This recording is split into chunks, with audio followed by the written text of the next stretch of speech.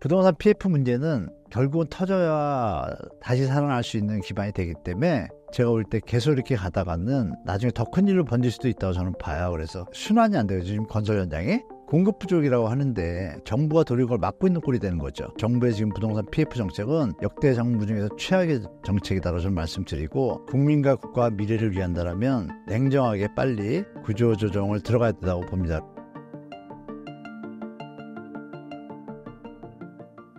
안녕하세요. 우리 신사임당 구독자 여러분. 오늘 제가 또 초대해 주셔서 감사한 마음으로 출연하게 됐습니다. 요즘 시장이 많이 혼동스러울 텐데요. 시장 상황에 대해서 제가 아는 내용과 좀 앞으로의 대응 방안 이런 것 좀 말씀드리도록 하겠습니다. 항상 건강하시고요. 현재 부동산 시장 상황은 어떤가요?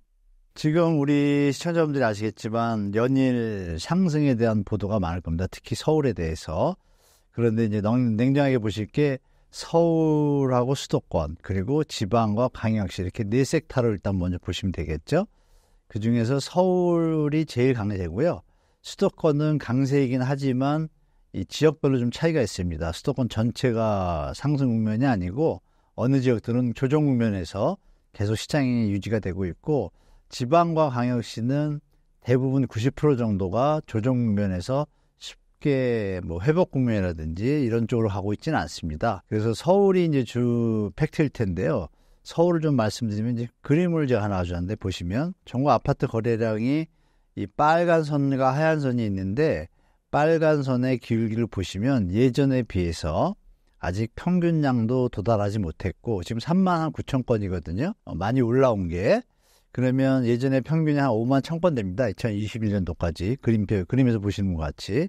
하락기라는 부분이 있지 않습니까? 하락기에도 평균선을 많이 넘습니다. 넘어도 가격이 조정되는 상태에서 거래가 붙은 거고, 보시면 지금은 상승은 상승인데 거래량이 받쳐주질 않습니다. 우리가 주식시장에서 거래량이 수반되지 않은 상승은 일시적이거나 가짜 상승일 가능성이 많다고 많이 주식을 하시는 분들은 아실 거예요. 대한민국 부동산도 전국적으로 볼 때는 아직은 시장이 조정 국면을 계속 유지하고 있다고 보시면 되고, 서울이 이제 관건인데요. 평균선을 돌파했습니다. 특히 6월 달에요. 그리고 7월 달도 아마 돌파할 가능성이 높은데요. 7월, 8월 가면서는 꺾일 것 같습니다. 중요한 건 그 꼭지점이 평균선이 6,100건인데 지금 막 돌파를 했습니다. 7,000건까지 올라왔는데요. 여기에는 좀 문제가 있는 것이 LH가 직거래한 그 임대를 위한 어떤 매입 있지 않습니까? 그런 부분이 거래량으로 올라와가지고 좀 국토부나 한국부동산원이 부정확한 정보에 일조를 하고 있습니다. 그게 한 50개, 100개 되는 것 같아요. 그래서 굳이 7천이라는 숫자를 맞추려고 한 것 같은데, 그래서 한 6천, 한 7천 가까이 됐습니다. 그래서 돌파를 했고, 중요한 건 이제 7월 거래량이죠. 오늘이 제가 볼 때 지금 4천 건이거든요. 그러면 6천에서 7,500 사이가 나올 수 있습니다. 그러면 이 끝이 6천 건으로 만약에 감소가 되면 시장은 다시 조정이 시작되는 걸로 보시면 되고, 만약에 7천이나 8천 유지가 되면 정부의 정책 금리가 힘을 쓰고 있다고 보시면 돼요. 그리고 공포 마케팅이라고 그러죠. 지금 계속 오른다. 뭐 지금 집 안 사면 뭐 언제 살 수 없다. 뭐 이런 분위기를 계속 연출하는 언론들이 좀 가세하고 있습니다. 제가 볼 때. 그러나 최근에 정책의 방향을 볼 때 여러분들이 자꾸 이 가계부채 문제하고, 또 최근에 유승민 전 의원이 윤석열 정부의 부동산 정책에 대해서 아주 강도 높게 비판을 했습니다. 그런 부분들이 다 인지하고 있지만 지금 우리가 항상 알고 있는 일종의 카르텔, PF 연착륙을 위한 그 건설사 내지 또 뭐 시장 참여자 중에 주택가격이 올라야만 좋은 분들, 이분들의 어떤 강한 어떤 응집력이 지금 도출되고 있고, 특히 요즘 커뮤니티 게시판, 아파트 분야에 예전에 그 악행이었던 얼마 밑으로 팔지 마라 이런 게 다시 지금 성행하고 있습니다. 이걸 정부가 지금 방치하고 있죠. 중요한 건 이제 정부가 더 방치했다가 하면 국민들의 거센 비판에 어떤 직면할 위기가 지금 거의 다 왔다고 다들 보고 있어요. 그래서 지금 살짝 F4라 그러죠. 경제수장 4명이 최근에 어떤 스피킹을 좀 합니다. 뭐 좀 가계부채 문제 있다. 그리고 최근에 한국은행 총재가 발언 중에 부동산 가격 때문에 불안한 요소를 없애기 위해서 금리 동결은 당분간 가겠다라고 또 확정적으로 또 얘기를 합니다. 그러니까 부동산 가격에 문제가 있다는 것을 정부 당국자도 알고 있고 시장 참여자도 알고 있죠. 결론, 정상적인 상승이 아니라는 건 누구나 알고 있는 거죠. 그래서 우리가 미래 시장에 대해서는 이게 예전에 추세 상승하고는 좀 다르다라는 걸 좀 아시고 너무 뭐 공포에 이렇게 휘달릴 필요도 없고요. 이 오르면 더 얼마나 오르겠습니다. 상식적으로. 이미 버블 수준을 넘었었다는 건 다 알고 있지 않습니까? 그래서 좀 과도기다라고 보시면 되겠습니다. 그렇다면 현재 일시적 반등인 상황인가요? 지금 말씀에 대해서 그림을 다시 한번 보시면 여기 이게 2008년도 9년도 때 거래량입니다. 2,000건 이하로 서울 아파트 거래량이 툭 떨어져요. 국제 글로벌 금융위기였잖아요. 충격이 컸죠. 그럼에도 불구하고 2009년도 이사 대책을 발표합니다. 2023년도에 우리가 그 특례보금자리 이론하고 여러 가지 활성화 대책을 펼쳤잖아요. 그때 내용하고 항목들이 거의 비슷해요. 한 90%가. 이때 현상을 보면 7,000건, 8,000건, 9,000건까지 바로 갑니다. 그러니까 여력이 많이 올랐죠. 근데 지금을 보시면 어때요? 예전에 비해서 특례보금자리론에다가 신생아론까지 들어오고 저금리 LTV 80%까지 들어왔음에도 예전만 못하잖아요. 더 중요한 건 뭐냐면 인구도 그전보다 많고요. 서울도. 지금 좀 서울은 좀 줄었죠. 근데 가구 수를 말씀드리면 아파트 숫자가 이 당시에 서울 요 2009년도 당시는 한 134만 채였습니다. 현재 한 175만 채 되거든요. 그럼 볼륨으로 볼 때 예전하고 분명히 다릅니다. 추세나 거래량이나 다 약하거든요. 그 얘기는 뭐냐면 주택가격이 고평가됐다는 지점에서 이제 합리적인 추론이 가능하죠. 여러분이 보시기에도. 그러면 이 불장이 과연 우리가 소득이 늘고 경제가 발전하고 소득 분배가 잘 되고 주택이 너무 모자라서 이런 것이냐? 전혀 아니죠. 지금 수도권과 이 서울에 빈집도 꽤 많습니다. 그리고 아파트 입주율이라고 있죠. 신축 아파트가 있으면 그러면 입주율이 뭐 바로바로 100%여야 되잖아요. 그렇지 못합니다. 예전에 있던 집을 팔지 못해서 입주를 못하고 이런 부분들 뉴스에서 많이 보셨죠, 여러분들. 그런 부분이 과연 이게 추세적 상승을 갈 수 있을까? 2017, 18, 19년하고 좀 다른 거예요. 그런 부분에서 저는 이게 명확한 우리 민스키 경제학자가 말씀하신 이 데드캣 바운스의 아주 전형적인 모습이다라고 저는 말씀드리고 싶고, 그리고 여기서 더 오른다라면 아마 해외에서 더 이상 한국의 그 경제 펀더멘탈에 대해서 지금도 경고가 많이 나오고 있거든요. 그런 데이터들이 많은데 그걸 종합해 봤을 때 저는 일시적 반등에 그칠 수밖에 없다. 다 아시겠지만 정부가 안 나섰으면 어떻게 될지 다 아시잖아요. 둔촌주공 기억하시잖아요. 그때 다 미분양이라고 전 국민이 알고 있는데 정부가 나섰잖아요. 그 부분이 명분은 건설사 PF를 막기 위한 건데 부실을. 그게 지금 도가 지나치고 있죠. 이 부분은 이제 저뿐이 아니라 모든 분들이 조금 지식인들이 얘기를 해야 되는데 좀 많이 안 하고 있고 언론에서 많이 조명을 안 하는 게 참 안타까운 현실입니다. 일각에서는 전세가 상승을 이야기를 하면서 전세가 상승이 매매 가격을 밀어올린다. 이런 이야기가 많은데 어떻게 생각하시나요? 정말 안 좋은 분들입니다. 안 좋은 분들이라고 할 수 없고 뭐 나름대로의 논리는 있겠지만 우리가 시장을 볼 때 객관적으로 보셔야 되잖아요. 제가 그림 하나 가져왔는데 보시면 이해되실 겁니다. 뭐 말이 필요 없죠. 이게 이제 KB 통계, 우리나라 제일 통계 표본을 많이 갖고 있는 데입니다. 보시는 바와 같이 꼭지점이 있고 낮아진 데가 있잖아요. 보시면 이게 2008년도에 막 쭉 오를 때입니다. 그럼 전세가율이 70% 가까이 가죠. 서울도 64%입니다. 이때 이제 상승 국면이에요. 그리고 글로벌 금융이 터지고 나서 서울은 38%까지 떨어집니다. 전세가 비율, 매매가 대비. 그리고 여기 보시면 여기 저 전국도 한 50%대로 다운됐죠. 자, 그리고 우리가 최근에 겪었던 한 10년간의 폭등 시절에 연골 시절에 보시면 몇 평균입니다. 이게 75입니다. 다 76. 그러면 일부 선호 지역들은 80, 85, 90 얘기 많이 들으셨잖아요. 그러니까 평균이니까 이렇게 보시면 되고. 그럼 현재를 볼게요. 이게 현재 저번 주까지 제가 뽑아온 겁니다. 보시면 어때요? 52 쭉 빠졌다가 여기가 52점인데 53 됐습니다. 3. 그러면 70하고 갭이 20% 정도 나잖아요. 근데 무슨 매매가가 그 말이 안 맞잖아요. 상식적으로. 거기다가 5억짜리일 때에 70%는 얼마예요? 3억 5천이잖아요. 5억이 지금 얼마가 됐어요? 10억이 돼버렸잖아요. 10억에 70%면 얼마예요? 7억이에요.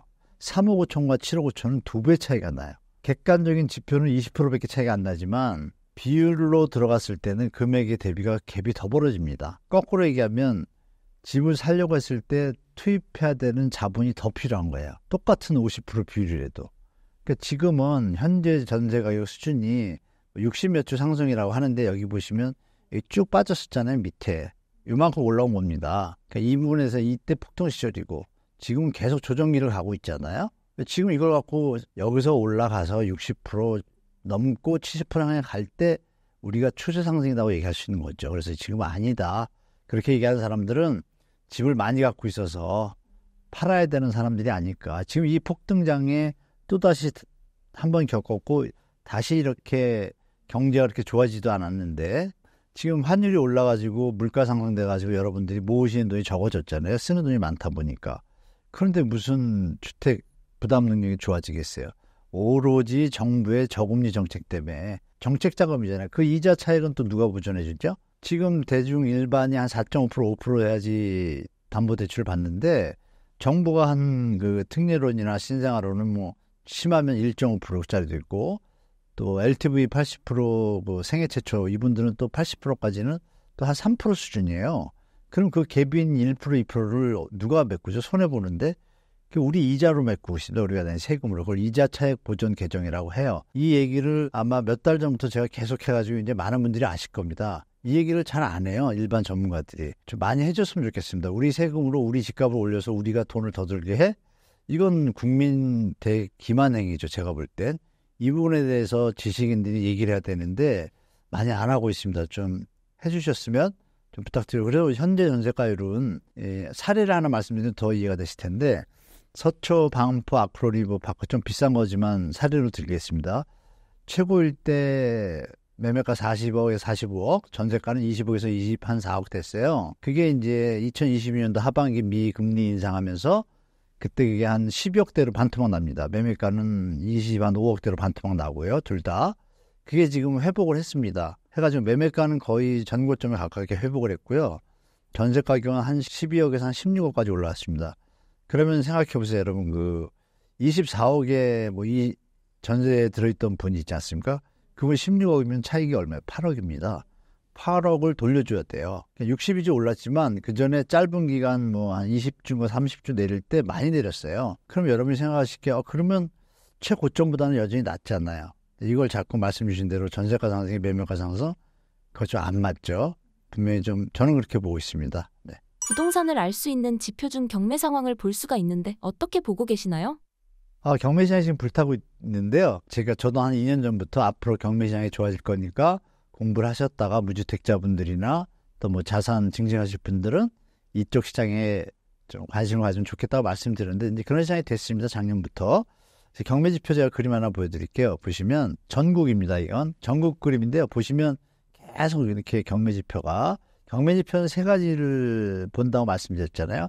낙찰률, 낙찰가율, 응찰률, 그리고 또 추가적으로는 이제 경매 물건수를 보거든요. 4개를 볼 수도 있고 3개를 볼 수도 있는데 3대 지표는 이제 말씀드린 응찰률까지입니다. 그래서 저는 4대 지표라고 얘기하는데 경매 물건수도 이제 보셔야 된다는 건데 이 그림 보시면 어때요, 여러분? 쭉 보시는 바와 같이 쭉 내려오다가 2023년 1월에 그 정부 대책이 나니까 좀 올라갑니다. 올라갔다가 다시 또 조정받다가 요즘 이제 좀 올라갑니다.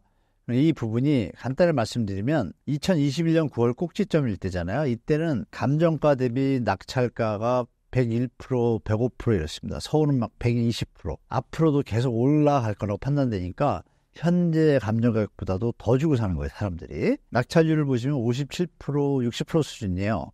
그러면 60%면 상당히 높은 거다라고 일단 보시는 게 좋고요. 물건이 100개가 경매 물건이 나왔는데 여러 가지 권리 문제가 제한적이거나 이러면 낙찰이 잘 안 돼요. 이제 그런 거 빼고 한 60에서 70% 수준이면은 낙찰을 사람들이 선호한다는 건 뭐냐면 주택가격이 앞으로 상승할 거라고 보는 겁니다. 그렇게 보는데 지금의 추세를 보시면 어때요? 지금 이제 여기잖아요. 밑에 끝에 끝지점인데 보시면 낙찰률은 38% 수준이고 저번 달까지 이 낙찰 가율도 85%입니다. 전국적으로. 그러니까 아직은 크게 회복된 수준은 아니고 중요한 건 이제 막대를 보시면 어때요, 여러분? 경매 물건이 많이 늘어났습니다. 이게 지금 누적되고 있거든요. 그러면 이것도 생각하셔야죠. 지금 낙찰률이 올라가는 효과는 착시 효과가 좀 있습니다. 뭐냐면 한 번 낙찰이 안 되면 유찰되거든요. 그러면 어느 지역은 20% 감액하고 어느 지역은 30% 감액해서 다시 경매가 들어오는데 그럼 그 물건이 들어왔을 때는 그 물건은 이미 시장 시세보다 20에서 30% 하락해서 낮춰가지고 나오잖아요. 감정이. 그것에 낙찰을 받았을 경우에는 그전 고점에 비하면 80%지만 지금은 100%잖아요. 그러니까 이거를 새로운 물건과 합치다 보면 평균율이 좀 올라가겠죠. 그런 착시를 잘 판단하시면서 보시면 중요한 게 경매 물건이라고 말씀드렸는데, 자, 서울도 보십시오. 서울이 이제 수요가 많다 보니까 투자 수요도 있고 분명히 다시 곡선은 상승을 가고 있는데 이유는 많이 조정을 받았기 때문이죠. 그런데 더 문제는 뭐냐면 경매 물건이 줄질 않아요. 그러면 이것은 뭔가 우리가 모르는 부분에 좀 문제점들이 있다고 판단되는 거죠. 왜? 경매 낙찰가율이 올라가고 낙찰률이 올라가면 경매 물건이 줄기 시작을 해야 되는데 안 줄어요. 안 준다는 건 뭐예요? 조정이 아직 안 끝났다, 이렇게 보시는 게 좋을 것 같습니다. 그래서 최근에 뭐 서울 아파트 낙찰가율 92%, 좀 아까 설명드린 것처럼 한 번 유찰되면 80%잖아요, 시세보다. 이거의 92%면은 결국은 70%, 75%라는 수치잖아요. 신규 건이랑 합초, 이런 착취를 좀 판단하시고, 그래서 우리가 비하인드로 경매 물건을 보는 거죠. 물건 수가 어때요, 여러분? 안 줄잖아요. 도리어 저번 달에 늘었습니다. 서울 아파트만입니다. 이런 부분에서 아파트 시장에 뭔가 균열이 좀 있긴 있구나. 이게 아주 순탄하진 않다, 예전처럼. 이거는 염두에 두시고 시장에 접하시는 게 좋을 것 같습니다. 부동산 지역에 따른 양극화 문제에 대해서 어떻게 생각하시나요? 양극화라는 표현으로 자꾸 그걸 몰아가지고 조금 더 박탈감을 느끼시는 분 많을 텐데, 국지적 차별화라고 표현하는 게 더 맞는 것 같습니다. 똑같은 가게가 있는데 버스 정류장에서 가까운 가게가 장사가 잘 되겠죠. 똑같은 치킨이 있는데 조금 더 맛있는 게 더 팔리겠죠.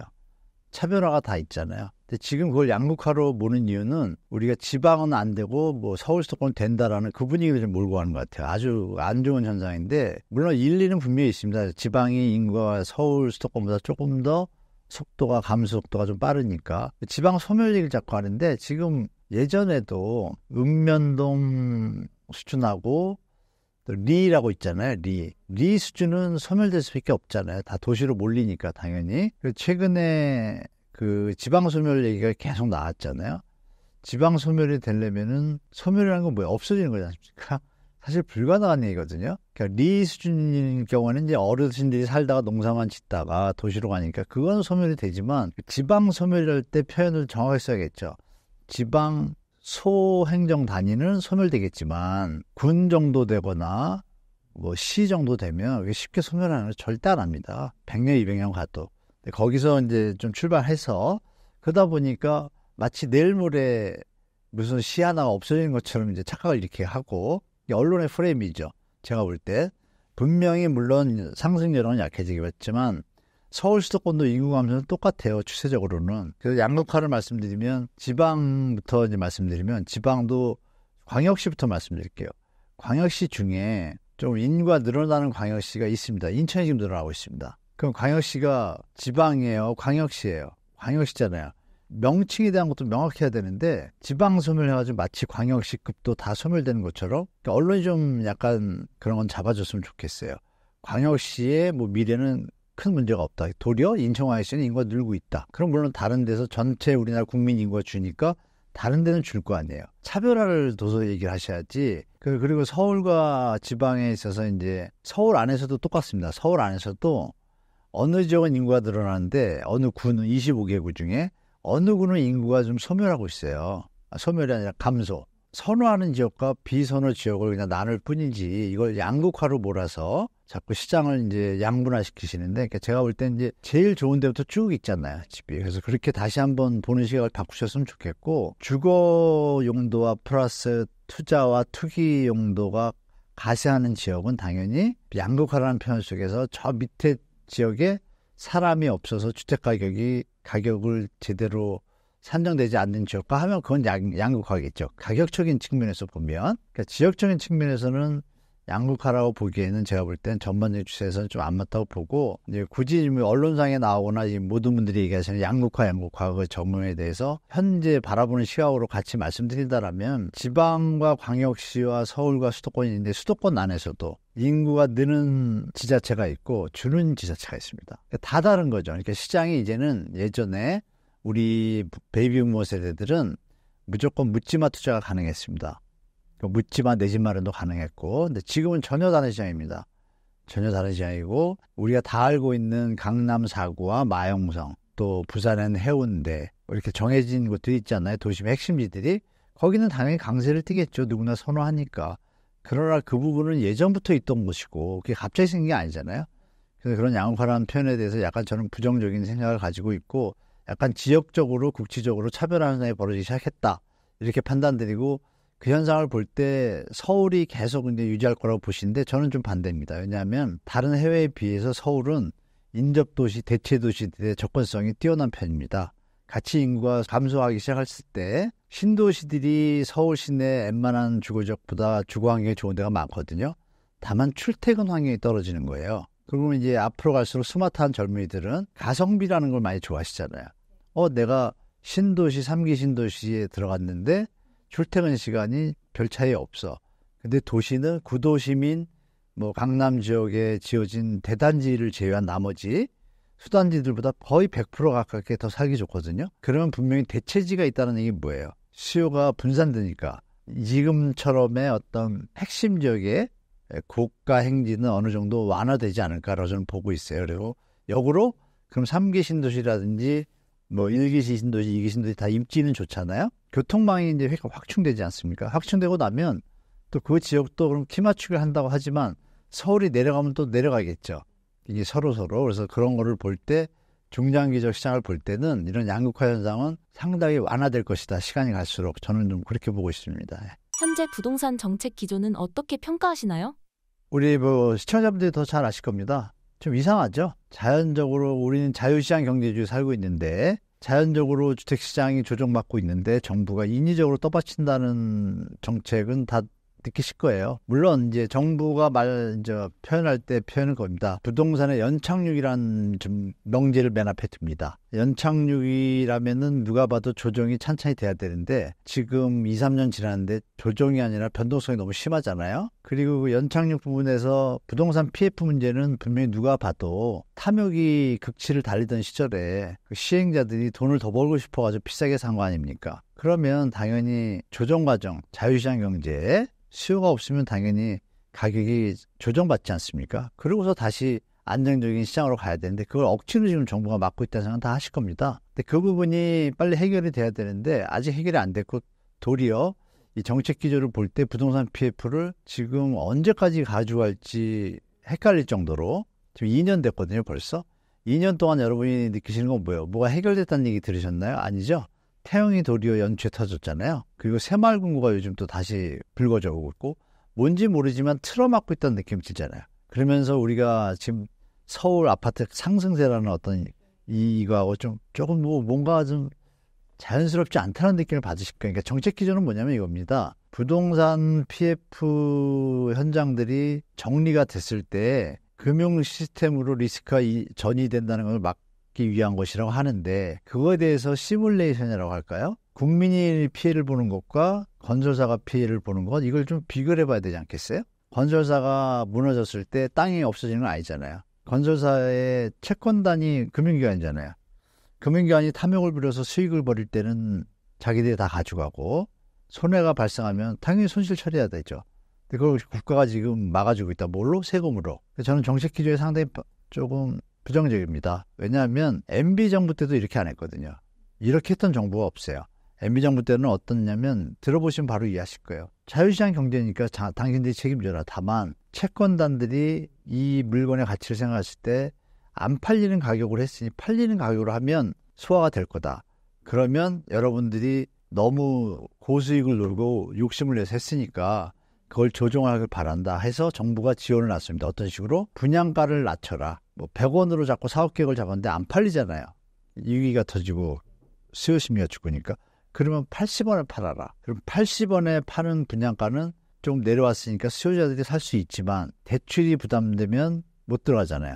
그러니까 정부에서 그걸 도와줍니다. 지금 정부처럼 정책금리를 써서 LTV를 늘려줘요. 지금처럼. 전제 조건이 뭐예요? 분양가를 낮추면. 그럼 분양가를 낮출 때 손해는 조금 볼지언정 망하지는 않잖아요.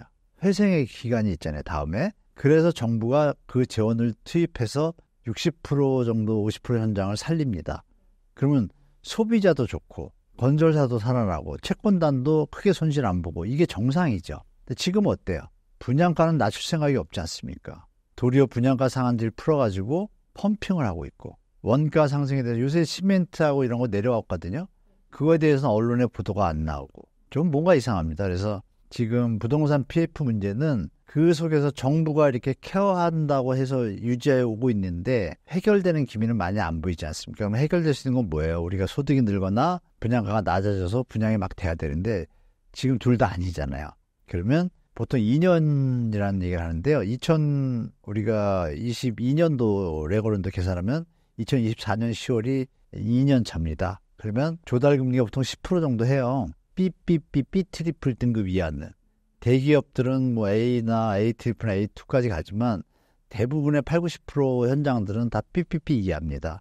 여기에 조달금리가 10에서 14%입니다. 1년에. 그러면 보통 사업 현장들이 10% 정도에서 20% 수익을 바라보거든요. 그러면 이미 수익은 다 없어졌잖아요. 손실 구간에 이제 들어가기 시작한 겁니다. 손실 확정 구간인데 이게 지금 처리를 해야 되는데 정부가 이걸 주저주저 하는 거예요. 그나마 최근에 저축은행이나 이런 이금융기관에 대해서 압박을 하고 있죠. 더 버티지 말고 이제는 공경매를 해서 구조조정을 하라고 하는데 진작했으면 이자 돈이라도 안 나갔을 거 아니에요. 그죠?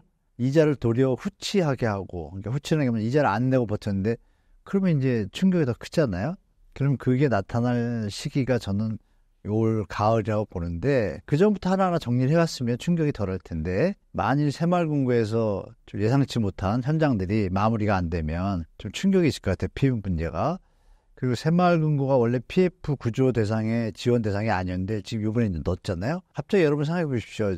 1년 반 동안 130조 PF 부실에 대한 가능성을 얘기하다가 갑자기 230조가 됐어요. 초등학생들이고 장난하는 것도 아니고 그 100조가 갑자기 어디 튀어나오죠? 그게 이제 새마을금고하고 신탁회사입니다. 자, 우리가 자유시장에 사는데 신탁회사가 어느 사업에 대해서 채권단이 좀 불안해하니까 신탁회사가 보증을 서서 우리가 그러면 만약에 사업이 안 되면 돈 돌려줄게 해가지고 사업이 진행이 됐는데 이게 웬일입니까?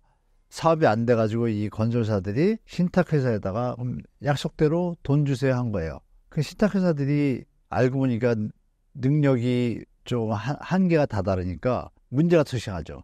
부랴부랴 한 부분이 또 터진 거예요. 이걸 갖다가 이제 또 정부가 또 아는 겁니다. 그러면 자영업자는 왜 안 안아주죠? 정말 이거는 그래서 뭐 말이 좀 맞지만 그 부동산 PF 문제는 결국은 터져야 다시 살아날 수 있는 기반이 되기 때문에 제가 볼 때 계속 이렇게 가다가는 나중에 더 큰 일로 번질 수도 있다고 저는 봐요. 그래서 순환이 안 돼요. 지금 건설 현장에. 공급 부족이라고 하는데 정부가 도리어 그걸 막고 있는 꼴이 되는 거죠. 빨리 재고조정 들어가면 어떤 형태로든 누가 땅값을 좀 싸게 사서 다시 분양을 하면 살 수 있는 가격이 되잖아요. 그걸 정부가 도리어 지금 방해하고 있다는 생각을 할 수밖에 없습니다. 그래서 정부의 지금 부동산 PF 정책은 역대 정부 중에서 최악의 정책이다라고 저는 말씀드리고 국민과 국가와 미래를 위한다라면 냉정하게 빨리 구조조정을 들어가야 된다고 봅니다. 그리고 IMF나 OECD 한은조차도 하는 이창용 총재도 얘기하셨잖아요. 구조조정을 해야지 나라가 산다고 얘기했잖아요. 모든 것이 방향을 한 방향을 가리키는데 오로지 정부만 지금 버티고 있습니다. 제가 볼 때. 이거는 잘못됐다. 그래서 우리 시청자분들도 좀 마음의 대비를 해야 될 것 같다. 이게 어떻게 잘 해결될 기미가 좀 많이 없거든요. 제가 볼 때. 그래서 좀 마음의 준비를 하고 그러면 그 시기는 뭐냐면 결국은 다시 한번 시장에 충격을 주고 조정 신호가 될 수 있다라고 해석하시면 좋을 것 같습니다. 올해 세법 개정안에서 종부세 개편이 제외된 이유가 무엇인가요? 종부세 지금 이제 세수가 지금 넘쳐난다는 얘기는 뉴스에 없잖아요. 세수가 계속 부족하고 우리 셀러리맨들을 말하면 마이너스 통장 한은에서 돈 빌리고 뭐 좀 막 이상하잖아요. 근데 부자 감세는 또 계속하고 이건 정말 좀 공정과 상식과는 좀 어긋난다는 느낌이 드실 텐데 종부세까지 폐지하려고 하죠.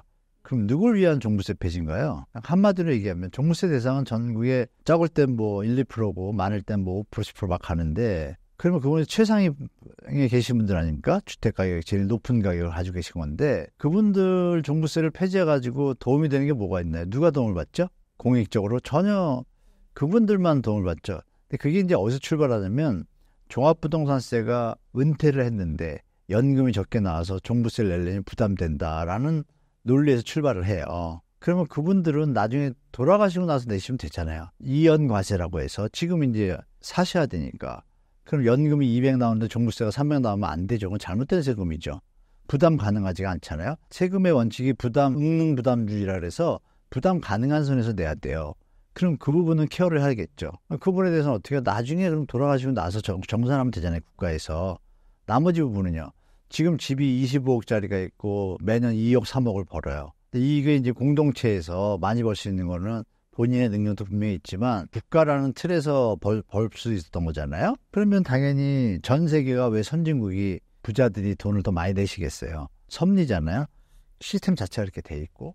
거기서 종부세를 내는 돈이 왜 종부세가 생긴지를 다 아시지 않습니까? 노무현 정부 때 우리가 어려운 시절에 국가 경쟁력과 도시 경쟁력을 키운다고 전 국민의 세금을 갖다 서울에다 퍼붓습니다. 서울은 혜택을 받았잖아요, 세금으로. 그래서 주택 가격이 딴 데보다 많이 오르잖아요. 만약에 부산에서 다 퍼붓으면 어떻게 될까요? 부산에도 올랐겠죠. 많은 기반시설과 인프라와 대학 시설부터. 그러면 그 혜택을 받은 만큼 또 환원해야 되지 않습니까? 그런 차원에서 환원을 해야 되는데 이 재산세라는 항목이 지방세인 거예요. 지자체 세금이에요. 그래서 노무현 정부 때 이게 지방 균형을 위해서 그동안 서울이 이렇게 많이 집중됐으니 그러면 종부세라는 걸 만들어서 주택가의 높은 아주 고가 주택을 가진 분들은 돈을 낸 거를 지방에 분산해야겠다. 균형 발전해서.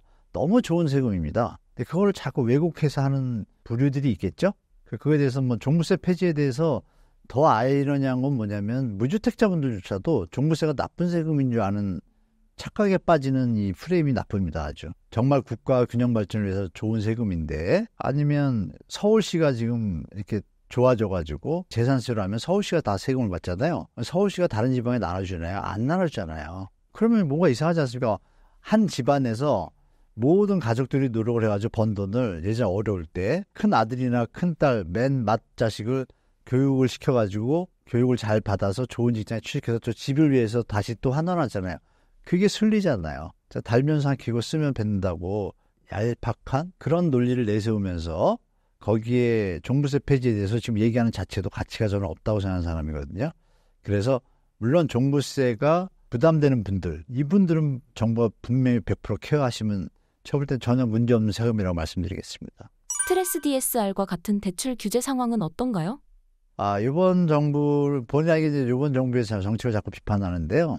전 정부도 비판할 게 많았습니다. 맞춤형 이래가지고 시장을 혼돈시키고 이래가지고 제가 비판 많이 했는데 이번 정부 이 대출 규제 정책은 정말 제가 볼 때 가거 아닙니다. 가거는. 왜냐하면 스트레스 DSR 얘기를 들으셔서 온 국민이나 경제학자나 모든 부동산 학자들도 이게 맞다라고 다 알고 있습니다. 반대하는 사람 없습니다.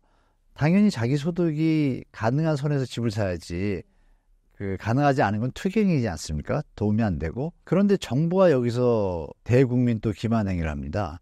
스트레스 DSR을 예외하는 조항을 많이 만들어놨어요. 그러니까 적용이 잘 안 됩니다. 자, 우리가 아파트 분양을 받으면 중도금 대출을 받아요. 중도금 대출 받을 때 DSR 적용해야 돼요? 안 해야 돼요? 해야 되죠. 그걸 예외로 빼놨습니다. 그럼 어떤 일이 벌어져요? 잔금 칠 때 전세 놓고 팔아먹습니다. 그러니까 이런 투경이를 방조하는 게 대출 규제의 빈틈들이거든요. 게다가 아시겠지만 전세대출, 작년에 유주택자 전세대출, 이게 단어가 맞나요, 여러분? 유주택자 전세대출? 전세대출은 누구한테 해주는 거예요, 여러분? 무주택자와 청년과 취약계층을 위해서 해주는 겁니다. 거기다 유주택자 전세대출이나 희한한 걸 만들어서 앞뒤 문맥도 안 맞잖아요. 우리가 국어를 배웠지만. 그런 걸 만들어가지고 뻔뻔하게, 심하게 얘기하면 유주택자가 분양을 받아서 말도 안 되는 소리를 갖다가 거의 도구 소리를 갖다 하면서 그걸 명분화시키는데 그러면 이런 제도들이 무슨 역할을 해요? 주택을 가지신 분이 전세 대출해주는데 그것도 어떻게 해줘요? 저금리로. 대출 받아서 뭐예요? 또 갭 투자하는 거예요. 이거를 방만하게 운영하고 있는 게 지금 이런 주택가격 최근에 여기도 일조하고 있습니다.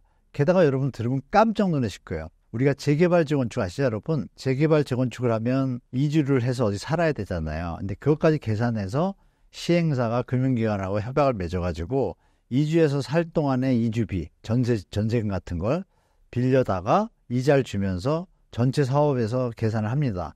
그 이주비를 이제 줘요. 원래 조합원분들한테. 그럼 나가서 집 짓는 동안에 나가서 전세 사면서 이따가 들어오면 되잖아요. 그 전세 살고 있잖아요. 근데 그 사람들한테 또 왜 또 전세 대출해 주죠? 기가 막힌 일입니다. 그분들한테도 지금 전세 대출해 줘요. 제가 할 말이 없습니다, 여러분.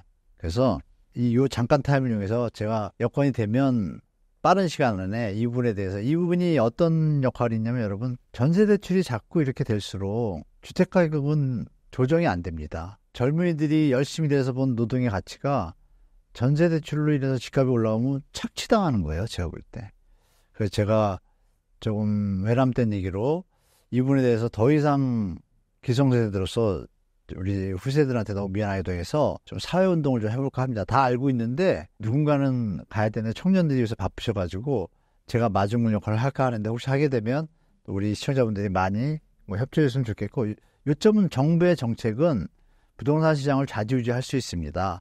정상적으로 우리 미래와 저출산율과 고령화 이런 걸 다 감안하면 이제 더 이상의 주택가격을 갖고 펌핑하고 경제성장률에 이용하고 이런 시대에 지나지 않았습니까? 선진국으로 가려면 이 과정을 넘어야 되는데, 그래서 정부의 지금 대출 정책이 사실은 구멍이 많이 나 있기 때문에 이 부분이 최근에 조금 이제 고쳐잡으려고 하는데, 한순이가 최근에 말씀하신 중에 부동산 가격이 자꾸 금리 인하 압박을 받으시면서 부동산 가격에 문제가 있을 걸 예측하시기 때문에 강력하게 최근 발언에서 얘기하셨습니다.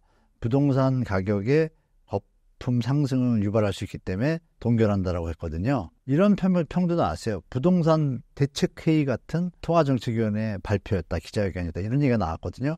그럼 그 얘기는 뭐냐면 정부 당국 연관된 기관이 한국은행하고 정부잖아요. 근데 한국은행이 거기에 대해서 확실하게 시각을 갖다 정부에 전달한 거죠.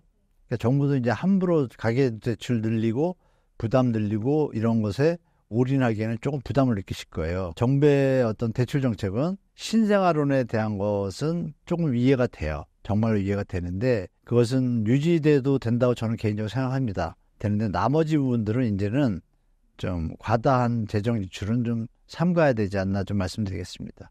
집값을 낮추는 게 맞지 않아요, 여러분? 무슨 대출 정책이 있습니까? 집값을 낮추면 대출 액수가 줄잖아요. 대출 액수가 줄면 어떻게 돼요, 여러분? 이자 덜 내잖아요. 덜 내면 어떻게 돼요? 그 돈 가지고 먹고 쓰고 자영업자 살아나잖아요. 뻔한 논리를 정부가 정말 안타깝게 왜곡하고 있어서 제가 마음이 많이 아픕니다. 그래서 여러분도 소리를 많이 내주시면 정부도 양심이 있겠죠? 양심이 있으면 조금 그런 과다한 대출은 줄일 거라고 봅니다. 정책을 좀 바로 잡힐 거라고 좀 보고 있습니다. 자꾸 여론이 형성되면 그런 정책들이 좀 올바르게 잡혀갈 것 같습니다. 네. 그렇다면 교수님께서는 어떤 정책을 써야 집값이 안정화된다고 보시나요? 주위에서 자꾸 요즘 말씀하시는데 안정화 대책을 좀 여쭤보셨는데 정말 쉽습니다. 국가의 세금으로 주택도시기금이라는 돈이 형성이 됐고 그걸로 신규 분양 단지의 중도금 대출을 보증을 서줘서 대출기관들이 대출해주고 있고 시스템이 국민의 세금에서 출발해요. 그러면 국민의 세금은 뭘 위해서 투입이 된 거냐, 그 분야는 주택 보급률과 국민주택 주거복지 안정과 무주택자 내 집 마련을 위해서 형성된 거예요, 처음에. 그러니까 원래 목적으로 가면 되죠. 그럼 간단합니다. 돈의 용도를 무주택자를 위해서 집중적으로 하면 됩니다. 선분양 중도금 대출 이런 제도라든지 여러 가지 항목들을 볼 때 다 그건 지역적인 거고요. 분양가 상한제하고 전세대출만 없으면 대한민국 부동산은 아주 정상적인 시장으로 바뀝니다. 너무 어려운 거 아닙니다. 간단히 생각하실 때 전세대출이 전세 사기가 왜 일어나는지 다 아시잖아요. 전세대출이 너무 과다해서 그렇습니다. 그걸 누가 해줬죠? 정부가 하지 않았습니까? 정부가 이 부동산 시장에 개입하기 전에는 전세 사기가 이렇게 많지 않았어요, 여러분. 정부가 정말 나쁜 정책한 겁니다. 그래서 분양가 상한제, 전세대출 이것만 우리 국민들의 실정에 맞게 가면 부동산 이런 왜곡 현상은 거의 90% 잡힌다고 말씀드리겠습니다. 이외에 교수님께서 보시는 우리나라 부동산 정책의 문제점은 무엇인가요? 대한민국 부동산은 전세제도라는 것 때문에 자본시세 차익을 바라보고 계속 그 유지되어 온 시장입니다. 거기에서 발전해서 이제 전문 용어가 등장 안 했죠. 갭 투자라는 것이 주식 용어를 가져와가지고 그러면서 최근의 현상을 보면 2030 세대들도 갭 투자가 뭔지 다 압니다. 그 정도로 대중화돼 있죠. 그 얘기는 뭐예요? 갭 투자가 뭐예요? 큰 돈 안 들이고 남의 레버리지 활용해서 시세 차익 노리는 거 아닙니까? 그러다 보니까 노동하고 월급하고 이 성실하신 분들, 이분들이 박탈감을 느끼고 그럼 우리가 미래를 생각해보면 어때요? 다 그 갭 투자한다 그러면 개그맨이 이런 얘기 하잖아요. 소는 누가 키우냐고. 그럼 나라 일은 누가 합니까? 망하는 길이에요. 결론은 모두가 탐욕으로 넘쳐서 부동산 쪽으로 몰리게 되면 우리가 일본 사례에서도 봤잖아요. 미국도 봤죠. 여러분 피그스 사태 아시죠? 포르투갈, 이탈리아, 스페인, 이탈리아 다 부동산 때문에 한번 박살났습니다. 박살나고 나면 충격이 너무 커요. 근데 우리는 그나마 전세제도가 버티고 있었는데 전세제도 대출로 또 버텨서 또 펌핑이 됐잖아요. 그래서 이런 부분이 정책적으로 그러면 왜 이렇게 왔냐를 보면 아담 스미스가 이런 얘기했습니다. 기득권이라는 게 뭐냐면 백성과 국민과 국가를 위한 것이 아니라요. 자기의 이득만을 위한 일부 계층을 얘기하는 겁니다. 기득권들은 이 국민을 볼모로 해서 그럴듯한 명분을 만들어서 자기들 이익을 취하기 위해 최선을 다하는 집단이다. 그래서 국가와 정부는 철저하게 이들의 명분을 가진 논리나 이런 거에 대해서 검증하고 감시하고 견제해야 된다라고 국부론에 써 있습니다. 애초에 자유경제주의에. 근데 지금 방치하고 있잖아요. 도리어 방치하는 게 아니라 그 세력들이 지금 카르텔을 형성해가지고 위에서 지금 흔드는 느낌이 들잖아요. 언론도 그렇고. 그러니까 이 부분이 정책적인 부분도 있고 언론 정도 이렇게 된 자체는 우리 여러분이나 저나 이렇게 국민이 소리를 안 내서 그런 것 같아요. 이제는 미래를 위해서 출산율이 세계 1등입니다. 거꾸로. 정말 쑥스러운 일인데 이렇게 잘 대한민국을 잘 우리가 발전시켰는데 여기서 꺾이는 건 너무 억울하지 않습니까? 단지 뭐 때문에? 부동산이라는 암덩어리 때문에, 투기병 때문에. 이제는 조정할 때가 저는 됐다고 보기 때문에 정부의 정책은 국민이 바꿔놓을 수 있을 것 같습니다. 제가 볼 때. 여론이 있으면 함부로 못하거든요. 그래서 그런 부분에서 정책의 잘못은 뭐 여당, 야당 할 거 없이요. 기득권들이 존재해가지고 믿을 수가 없습니다. 제가 볼 때. 이제는 정책 잘못은 한두 개 꼽을 수가 없는 게 아니라 잘한 게 별로 없습니다. 잘한 게. 쉽게 말하면 잘한 게 없습니다. 부동산 정책은. 그나마 노무현 정부 때나 노태우 정부 때 공부를 많이 하고, 그죠? 아주 기본이에요. 집이 모자르고 올라갈 것 같으면 공부를 많이 하면 되잖아요. 안정적이었어요. 그 집값이 너무 투기가 있을 것 같으면 분양가를 막 좀 뭐라 그럴까요? 거품을 만들 것 같으면 분양가 상한제 딱 두고 간단합니다. 근데 그걸 안 하는 거죠. 안 하는 게 나쁜 거니까 그때만 해도 국가를 위한 마음들이 있었어요. 정권을 가지신 분들이. 근데 지금은 그런 분들이 많이 없어 보여요. 제 생각엔. 그냥 겉으로 국회의원 달고 자기 이익을 취해서 가는 분들이 더 많은 것 같아요. 그러다 보니까 이렇게 올라온 것 같아서 정책적인 부분에 기대할 게 별로 없고 우리 국민들과 시민들, 지식인들이 나서서 이제 그들이 그 짓을 못하게 해야 되지 않나라는 게 제 생각입니다. 하반기와 내년 집값 어떻게 전망하시나요? 하반기 주택시장은 이미 하반기잖아요. 지금이 하반기인데 이제 8월이고 9월 추석 이후로 다시 조정이 올 거라고 저는 예측하고 있습니다. 서울, 수도권부터 말씀드린 거고요. 지방은 여전히 약간 보합하거나 강보합 정도로 상승으로 좀 몸을 틀다가 또 주저앉을 것 같고요. 이 서울, 수도권은 추석 이후를 기점으로 아니면 추석 전부터 저는 빠르면 7월 봤는데 6월 7월 봤는데 지금 워낙 정책적 금리가 강해가지고 조금 더 가는 것 같습니다. 더 가는데 그래도 9월 기점으로 해서는 확연하게 연말로 갈수록 제가 볼 때 주택시장은 다시 한번 조정기에 들어갈 가능성이 상당히 많이 높다고 봅니다. 늦어질 수 있지만 결국은 크게 올 거다라는 게 이제 제 생각입니다. 그래서 하반기 전망에서 이제 3기 신도시 공공분양이 또 자세히 또 말씀드리겠지만 내년에 해야 되는 상황입니다. 안 하면은 이거 직무유기에 가거든요. 그동안 몇 년 지난 동안 사전청약도 없애고 이래서 국민 비판이 많습니다. 그래서 그 공공분양까지 이제 가셔하게 되면 시장이 약간 다른 모습을 보이지 않을까 보고 있습니다. 공공분양이 집값에 어떤 영향을 미치는지 알 수 있을까요?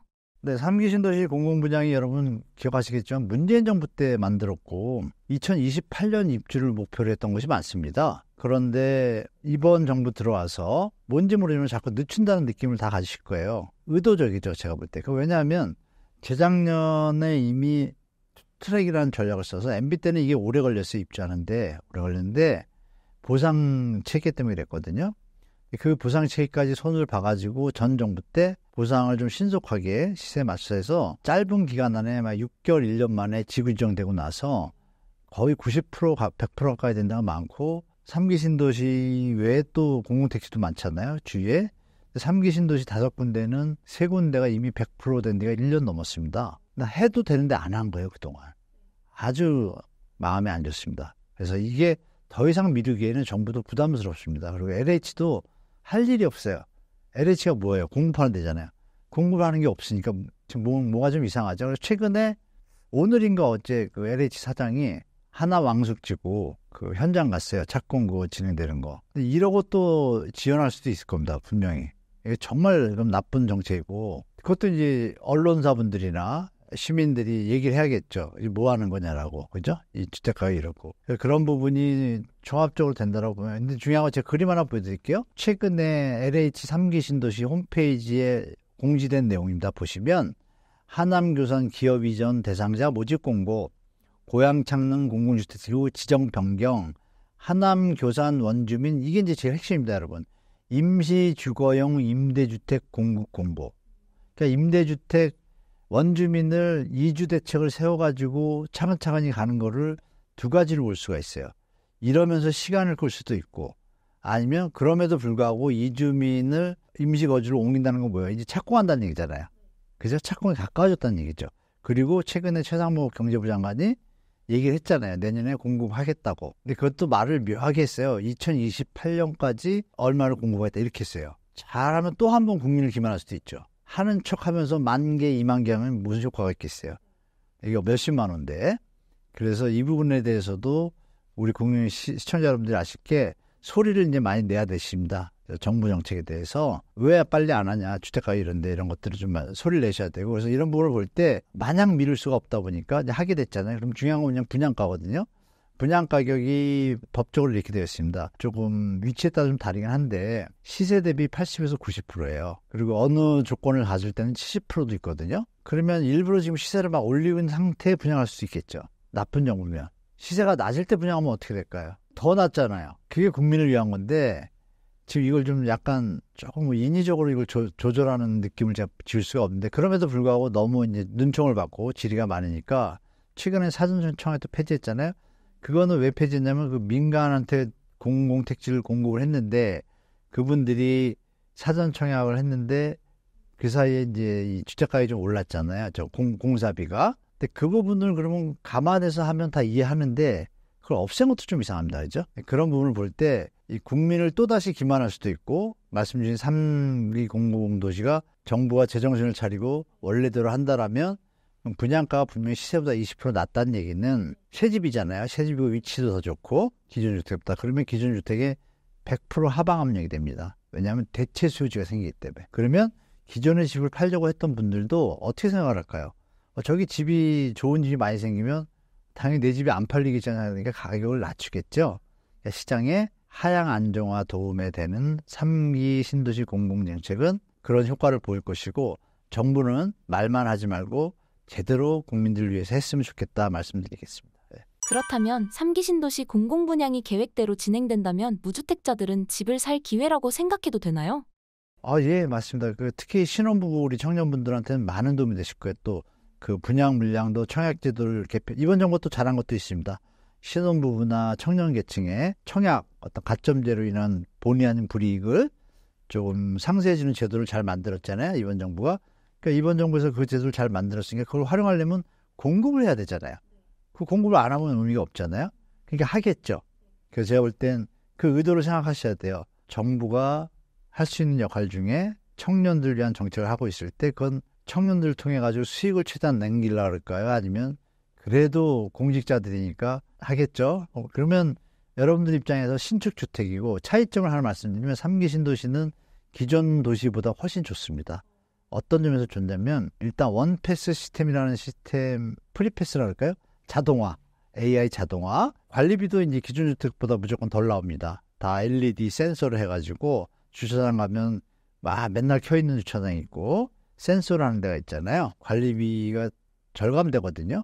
그런 기본에다가 컨베어 시스템이라 가지고 쓰레기가 없는 또 기본시설이 다 있고, 결정적으로 돌봄센터가 되게 중요한데 신혼부부들한테 기존의 아파트들은 돌봄센터가 돌봄센터 전용으로 세운 것이 아니라 그냥 지내다가 추가적으로 설치하니까 좀 빈약한, 좀 충분하지 못한 시설임에 비해서 3기 신도시는 기본으로 그게 다 들어갑니다. 그러니까 젊은 분들하고 신혼부부들한테는 너무 괜찮은 어떤 시스템을 가진 아파트이기 때문에, 그리고 아시는 바와 같이 교통망 자체도 서울의 접근성이 아주 뛰어나거든요. 마치 서울하고 똑같으니까 충분히 대치 효과가 있습니다. 그래서 제가 볼 땐 젊은이뿐만 아니라 국가 정책에도 부동산 가격 안정에도 다 좋은 쪽으로 긍정적인 효과가 많을 거라고 보고 있습니다. 빨리 했으면 좋겠습니다. 지금 집을 사는 것보다는 조금 더 기다리는 게 더 좋을까요? 네, 저는 그렇게 보고 있습니다. 모든 데이터가 그렇게 가리키고 있고, 이렇게 생각해 보시면 되겠죠, 여러분. 2021년도, 2년도 때 제가 방송에 나가서 그런 얘기 했습니다. 지금 집 사면 이거 공포 마케팅에 당하는 거다, 뺏기는 거다 그랬고, 분명히 조정 올 거다라고 말씀드렸습니다. 저는 뭐 왕따 치고 당했죠. 그런데 기회가 왔잖아요. 그럼 제가 그냥 얘기한 게 아니고요. 지금도 그냥 얘기하는 것이 아닙니다. 2021년도 때 이미 미국의 유동성 확대가 얼마나 나중에 인플레이션을 일으키고 금리를 인상할 수밖에 없는 그 시나리오는 경제학을 하는 사람들이면 다 압니다. 그러면 시기의 문제였지 미국 금리 인상은 예정된 거였거든요. 그래서 저는 대화 중에 부동산 얘기를 주로 했지만 금리 인상에 대해서 언급을 드렸어요. 분명히 미국이 금리 인상을 할 것이고 그게 안 하더라도 고점에 오면은 꺾이게 돼 있다는데 고점이 언제냐면 2021년 말이었어요. 2년 초에 들어가니까 거래량이 안 받쳐주면서 신고가가 툭툭 치고 자전거래 막 그때 뭐 그 가짜 거래 신고하는 사람들 막 수사하고 그랬잖아요. 깜빵도 가고 가짜로 신고가 올리고 막 이런 걸로 겨우겨우 맥락을 유지하다가 점점 시장이 힘을 잃어가고 있는데 마침 6월 달에 미국이 또 금리를 올린 거예요. 그럼 그 얘기를 제가 드린 거는 말씀드렸을 때 조정받아서 살 기회가 2022년 6월부터 2023년 3월까지 한 9개월 동안 주택가격이 많이 조정을 받았기 때문에 예측을 믿으신 분들은 기회가 분명히 있었을 거라고 봅니다. 그러면 지금 제가 보는 시각이 뭐 여러 가지 말씀을 드렸는데 물론 틀릴 수도 있습니다. 정부를 제가 이길 수는 없으니까요. 그럼에도 불구하고 모든 지표와 모든 걸 생각했을 때 지금 집을 사는 건 영끌 완때하고 똑같다고 봅니다. 지금 영끌 완때하고 너무 데자뷰예요. 젊은 분들이 일만 열심히 하시다 보면 또 우리 신사임당 같은 유튜브를 똑같은 방송을 보더라도 우리가 드라마를 집중해서 볼 때가 있고 그냥 볼 때가 있잖아요. 저를 비롯한 부동산이 거품이 껴있다라고 얘기하시는 분들 몇 분 계시잖아요. 그분들의 논리를 다 들어보시고 또 상승론자분들의 논리를 한번 들어보셔야 돼요. 그럼 보시면 답이 나올 거예요. 그래서 제가 현재 보는 시각은 그렇습니다. 지금 꼭지의 공포 마케팅으로 사시는 분들이 희생양이 될 것 같아요. 희생양이 뭐냐? 분명히 기득권 카르텔들이 여기서 이제 꼭지 샀잖아요. 그럼 또 영끌에서 뭐 문제 생겨서 이분들을 도와줘야 된다라는 요걸로 또 써먹을 수 있어요. 그런 것에 휘둘리지 않게 지금 누가 봐도 정상적인 주택가격이 아니라는 건 다 아는데 특히 서울만입니다. 그러면 이거는 때가 아닌 거죠. 제가 볼 때. 게다가 3기 신도시 공급이 나오면 무조건 주택가격이 조정받을 거 다 알고 있습니다. 게다가 5년 뒤부터는 아마 이런 뉴스가 나올 겁니다. 여러분. 이게 저번에도 보시면 이게 해외 시각인데요. 뉴욕타임즈에서 작년에 보고서를 크게 냈습니다. 국가별로. 대한민국에 대한 이 보고서입니다. 이게 보시면 그중에 제가 2페이지만 캡처했는데요. 보시면 어때요? 이런 그림이 이게 대한민국을 얘기합니다. 여기 보시면 사우스코리아가 있잖아요. 제일 바닥입니다. 이걸 왜 여기다 그려놨을까요? 뉴욕타임즈가. 그럼 뉴욕타임즈를 뉴욕 사람만 보나요? 전 세계 사람들이 봅니다. 한국 사람들도 보고. 그러면 다주택자들은 이걸 안 봤을까요? 이걸 보면 팔아야겠다는 생각이 들죠. 이런 어떤 비하인드 시나리오를 생각하시고 그렇다면 이 그림에 대해서 우리가 의미를 찾아야 돼요. 뭐라고 돼 있어요? 군인이 이미 50만 명, 60만 대군이 없어졌어요. 50만 명 월급 주고 군인 뽑아야 되는 한국에 대한 얘기가 나와 있고 전 세계에서 유모차가 팔리는데 강아지 애완견 우리나라 지금 많이 키우잖아요. 애완견 유모차 용으로 팔리는 숫자가 사람 애기들 유모차를 파는 숫자가 더 많아요. 이게 여기 뉴욕타임즈에 박혔다는 얘기는 뭐예요? 정말 기분 나빠요. 저도 국민으로서 기분 나쁜데 쪽팔리기도 한 거예요. 아 이게 무슨 일이지? 그런 해외에서 보는 시각이 보이잖아요, 여러분. 그러면 이제 냉정하게 객관성을 가져야 돼요, 여러분들이. 그래서 미래예보 얘기하는데 또 하나 보여드리면 이게 이제 골드만삭스가 이제 내는 자료인데요. 전 세계 경제 규모에 대해서 그림 2개 보여드리면 여기 보시면 어떻게 돼요? 1980년대 유나이티드 스테이트 1등, 일본 2등, 90년대 들어서면서 일본이 버블 터졌잖아요. 그래도 2등 계속 유지하고 색깔이 이렇게 있습니다. 보시면 우리나라 어디 있어요? 여기 밑에 있습니다. 코리아 이렇게 있죠. 언제요? 2000년 들어서서 우리가 경제 대국에 낀다, G7이다, 뭐 G20이다, 막 이런 얘기 하잖아요. 이때가 언제냐면 2000년대부터 2022년까지입니다. 20년간. 근데 그 뒤를 볼까요? 2050년, 이 텀은 좀 긴데요. 20년간 잘 유지했는데 2050년이 되면 대한민국이 이 리스트에서 사라집니다. 15위 밑으로. 하품 지급당하는 거예요. 왜? 지금 현장을 봤을 때 골드만삭스가 대충 뽑은 것이 아니라 현재 대한민국의 인구 구조, 어떤 자본 구조, 자산 구조, 부동산에 올인된 잘못된 그런 것들, 그리고 선도 기업들의 형태 이런 걸 다 체크해서 낸 거거든요. 그러면 여기 보면 인도네시아가 올라옵니다. 여기 인도네시아가 빡 올라와 있어요. 여기 우리는 사라지는데 인도네시아는 올라와 있어요.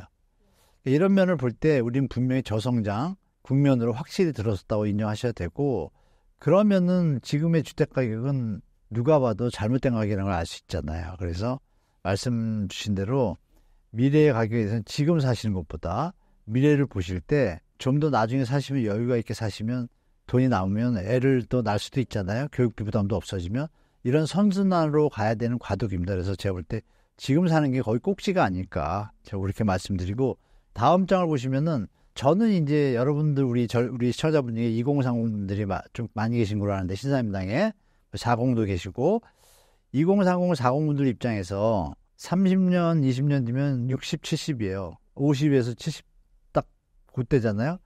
그때 부동산을 들고 막 갔을 때 상황은 지금하고 너무 많이 다르다는 걸 미리 안다라면, 대부분이 이렇게 생각한다라면 대부분이 기다릴 거고, 기다리다 보면 주택가격이 조정될 거고, 조정되면 그때서야 우리가 사기에 되는 안정된 가격이 오면 그때가 대한민국이 다시 천천히 올라갈 수 있는 계기가 되는데, 그게 과연 될지 안 될지는 이제 여러분과 우리의 목만 아니라 정부 당국자들의 목인데, 그런 소리가 이제 자꾸 나오고 있다는 걸 좀 염두에 두시면, 제가 볼 때 지금 꼭 사시는 것보다 좀 기다렸다 사는 게 또 기회가 오지 않을까라고 제가 분명히 말씀드리죠. 인구 감소에 따른 장기 부동산 전망은 어떻게 예측하시나요?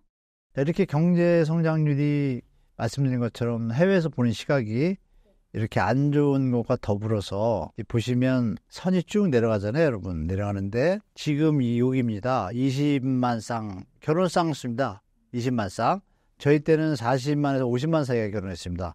딱 한 30년 만에 반토막 더 났죠. 쉽게 말하면 20만 쌍이니까. 그러면 30년 뒤에 10만 쌍으로 줄까요? 인구 감소 시절이니까? 아닙니다. 보시면 놀랍습니다. 보시면 20만 쌍인데 불과 10년 안에 10만 쌍으로 줍니다. 10년 만에 반토막이 나는 게 뭐예요, 여러분? 20년 뒤는 더 그렇잖아요. 장기적으로 볼 때 대한민국 부동산은 이제 털어야 되는 때입니다, 사실. 턴다 편이 좀 저속한데 죄송한데 자산 관리할 때예요. 무리하게 쫓아갈 때가 아니라는 얘기를 드리겠습니다. 다만 서울이 특수성 때문에 정부가 정책을 잘해야겠죠. 특수성 때문에. 그러면 이제 여론이 어떻게 될까요? 서울 집중 그만해라, 대한민국 같이 망한다, 이런 얘기 나올 때가 분명히 한 5년 10년 있을 것 같습니다. 그러면 그때 정부가 함부로 서울만 올인할까요? 전혀 못 그럴 거라고 봐요. 젊은이들이 가만히 안 있을 거거든요. 그러면 그때는 좀 완화 정책이, 균형 정책이 발전될 거고, 현재 주택가격이 물가 상승률만큼 이미 더 오버가 됐기 때문에 조정 국면으로 들어갈 수밖에 없다고 저는 말씀드리겠습니다. 그래서 중장기적으로 시장을 보시면 시장에 너무 잘 보인다. 그럼에도 불구하고 집을 사시는 분들에게 내 집 마련 전 따져봐야 할 것은 무엇인가요? 내 집 마련에 대해서 좀 많은 분들이 제가 사지 말라고 이렇게 오해하시는 건데 전혀 아닙니다. 저는 항상 여러분의 소득이, 주택가격이 비싼 시절이 있고 너무 비싼 때도 있잖아요. 그럼에도 불구하고 여러분의 소득이 대출 원리금을 상환하고도 생활하고 앞으로의 생활 계획을 잡는 전혀 문제 없으시면 아무 때나 사도 된다는 게 첫 번째입니다. 두 번째는 이제 그럼 소득이 안 받쳐줄 때 얘기입니다. 안 받쳐줄 때는 여러 가지 레버리지를 활용한다든지 뭐 보도라든지 정보를 통해서 하잖아요. 그럴 때는 첫 번째는 겁니다. 내 소득이 대출 원리금을 갚았을 때 감당할 수 있는 선인가를 1번으로 잡고, 근데 조금 더 무리하고 싶을 때가 있잖아요. 조금 더 아껴 쓰고 투잡 뛰고 이렇게 약간 무리할 때, 그럼 그랬을 때 유지 가능성을 체크하시면 됩니다. 유지 가능성이란 뭐냐? 주택 가격이 10%, 15% 조정받을 때 내가 버틸 수 있는가? 현재 말고 사셨을 때, 샀는데 만약에 10%, 20% 떨어졌을 때 내가 버틸 수 있는가? 떨어지거나 두 번째 뭐야? 금리가 조금이라도 올라갈 때 계산 또 해야죠. 두 가지. 그러니까 자기가 지금 사는 거는 좋은데 충분히 감내할 때는 전혀 문제가 없습니다. 이 변동폭이 있더라도 올라가면 올라간 대로 내려가면 내려갈 수, 해지할 수 있는 능력이 돼요. 조금만 더 애를 쓰면 되니까. 그런데 지금 무리한다는 건 뭐예요? 약간 버거운데 힘써서 하는 거잖아요. 그런데 이것이 이제 버거운 수준을 넘어가게 되면 우리가 영끌 완 때 기억나실 거예요. 막 영끌 뭐 집 던져 막 그런 뉴스 많이 보셨잖아요. 정말 다 털린 분도 많아요. 뉴스에 많이 안 나왔는데 2009년도 때는 그걸 하우스포라 그랬고 고생 많이 하셨어요. 그런 상황으로 집을 마련하는 시기는 전혀 아니에요. 지금은 기다리셔야 되는 거예요. 그래서 기다리시면 공공분양도 아까 있다 그랬고, 그리고 기존 주택에 대해서 집이 매물이 지금 많단 말이에요. 근데 왜 공포에 휘둘려가지고, 이건 악수잖아요. 그래서 제가 드릴 말씀은 그 인간의 광기는 계산할 수 없다고 아이작 뉴턴이 얘기를 했고, 우리가 이런 표현도 쓰잖아요. 예측 가능한 비합리적 행동. 지금 그 시기가 아닌가 싶어요. 예측을 하면 어떻게 돼요? 나만 내 집을 보고 이게 나 혼자 생각해서 이거 내가 무리해서 샀는데 내 돈은 5억 들어가고 대출 5억 받았는데 5억 튀면 내가 100% 번다. 월급으로는 할 수 없다. 이 생각하면 큰일 나는 거죠. 아, 그게 아니라 내려갈 때 내가 버틸 수 있는가? 못 버티면 나는 완전 파산되니까. 주식 신용융자하고 비슷합니다. 그래서 절대 조심하시고 공공 분양에 대해서 기대를 좀 가지시고 또 정부의 정책이 올바르게 갈 수 있는 시기가 또 오겠죠. 그때가 온다라면 지금에 과연 사는 것이 맞는 것이라는 한 번 더 생각해 보시고, 제가 볼 때는 조정이 되지 않는 한 대한민국의 미래가 없기 때문에 그러면 일본처럼 되지 않겠어요? 그럼 역으로 한 10년 동안 앞으로 월세를 산다고 가정할게요. 서울의 모모 아파트가 시세가 25억이에요. 월세가 한 350대거든요. 1년이 얼마야? 3,500이죠. 20년 살면 얼마야? 7억이에요. 그러면 25억에서 7억 빼면 얼마 남아요? 18억 남죠. 월세 편하게 20년 살면서 18억 갖고 돈을 굴리면 돈이 얼마가 될까요? 이런 수준으로 지금 주택가격이 높습니다, 여러분. 이게 이제 PRR이라는 건데요. 미국에서는 이제 혀를 내두릅니다. 현재 대한민국의 주택가격에 대해서. PRR에 대해서 이제 말씀드리면 내 집 마련 얘기를 하시니까, 미국에서는 NAR이라는 공인중개사 협회가 있어요. 전미협회. 거기서 내 집 마련에 대한 가이드를 줍니다. 공식적으로.